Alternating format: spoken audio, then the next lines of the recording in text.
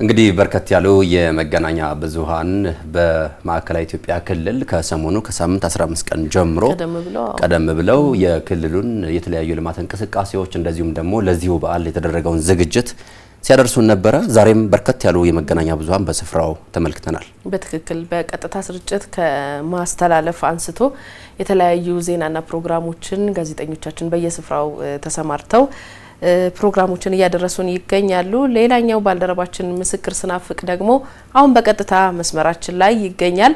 አጠቃላይ ዛሬ የነበረውን ውሎ በተመለከተ መረጃዎችን ይሰጠናል። ምስክር እንቀጥል። እንዴት አመሸ?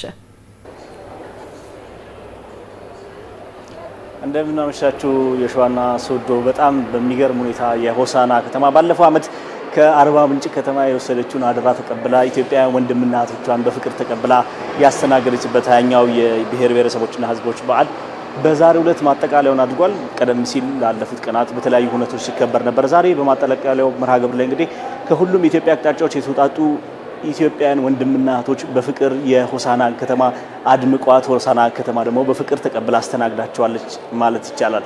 በነገራችን ላይ ይህን በዓል እንግዲህ ለማስተናገድ ባለፉት ወራት ከፍተኛ ዝግጅት ስታደርግ ነበረ የሆሳና ከተማ። ይህንን በሚመጥን መልኩ ኢትዮጵያውያንን ተቀብላ አስተናግዳበታለች። ዛሬ ይህንን ተመልክቻለሁ።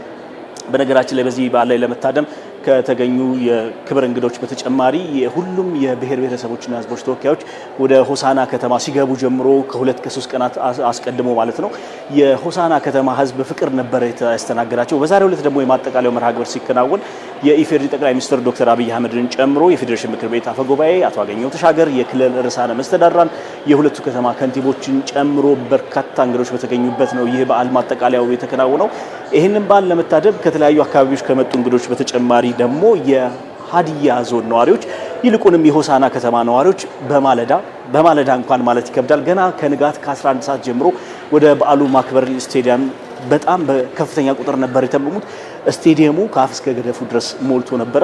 ከዚያ ከሞላበት ስፍራ ጀምሮ ደግሞ እዚህ ከጀርባ እስከሚገኘው አደባባይ ድረስ በጣም ከፍተኛ ቁጥር ያለው የሆሳና ከተማ ነዋሪ ይሄ በዓል እስኪጠናቀቅ ድረስ ከዚያ ስፍራ ንቅንቅ ሳይል ሁነቱን በአይኑ በአካል ባይገኝም እንኳን በስቴዲየሙ ዙሪያ የሚሰሙትን ድምጾች በመከታተል በንቃት እንደው የተሳተፈበት ነበር ማለት ይቻላል። በዚህ ሁነት ላይ የፌዴራል ጠቅላይ ሚኒስትር ዶክተር አብይ አህመድ መልእክታቸውን አስተላልፈዋል። አሁን የሚታየውን ፍቅር፣ አሁን የሚታየውን አንድነት፣ አሁን የሚታየውን ህብረ ብሔራዊነት አጠናክሮ መቀጠል ያስፈልጋል። ኢትዮጵያ በብዙ ፈተናዎች ውስጥ ያለች ሀገር ብትሆንም እንኳን ይሄንን ፈተና ለመሻገር የሚያስችል እምቅ አቅም አላት። ይሄንን የማየት የማውጣት የመፈለግ ኢትዮጵያን ወደ ላቀ ስፍራ የማድረስ ድርሻው ግን የዚህ ትውልድ ነውና ሁሉም በህብረ ብሔራዊነት ያለ ኢትዮጵያዊ ሁሉ ይህንን ለማድረግ ሊረባረብ ይገባል። ህብረ ብሔራዊነትን ማጠናከር ደግሞ ዋና ዓላማና ግቡ የኢትዮጵያን ብሔራዊ ጥቅም ለማስከበር ነውና እዚህ ላይ መረባረብ ይገባል የሚል መልእክታቸውን ያስተላለፉት።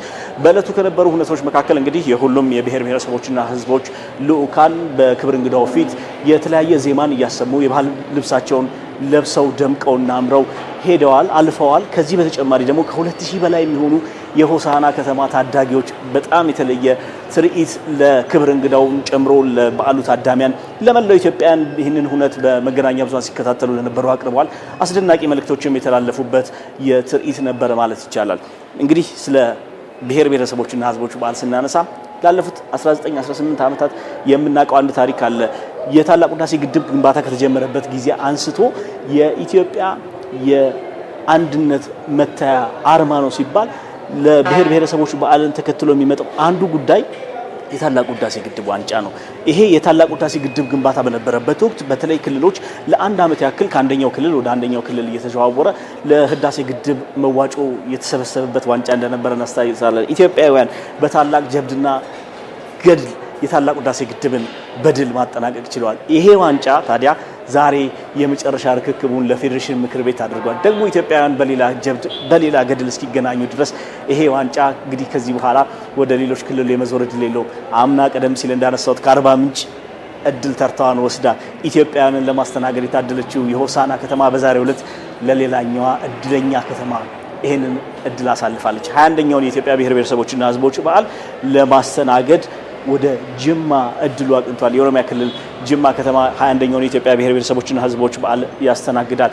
እንግዲህ ላለፉት ቀናት በጣም በድምቀት ውስጥ የቆየችው የሆሳና ከተማ አሁን ማምሻውን ከዚህ ከምንመለከተው የኮሎኔል በዛብህ ጴጥሮስ አደባባይ እዚህ አካባቢ በጣም ብዙ ቁጥር ያላቸው ሰዎችን ተመልክቻለሁ። ድባቡ አሁንም የከተማው ድምቀት እንዳለ ነው። ነገ ከነገ ወዲያ ደግሞ እንግዶቿን በፍቅርና በክብር የሆሳዕና ከተማ ትሸኛለች። አደራውን የተረከበችው ጅማ ከዛሬ ጀምራ ደግሞ ኢትዮጵያውያንን ለማስተናገድና ለመቀበል ጉዟን ጀምራለች። በእኔ በኩል ያሉት መረጃ ይህንን ይመስላል። የሸዋና ሶዶ እናንተ ምስክር ስናፍቅ ከማዕከላዊ ኢትዮጵያ ክልል ሆሳዕና በቀጥታ መስመር ላደረስከን ዘገባ ከልብ እናመሰግናለን። መልካም ምሽት ባለበት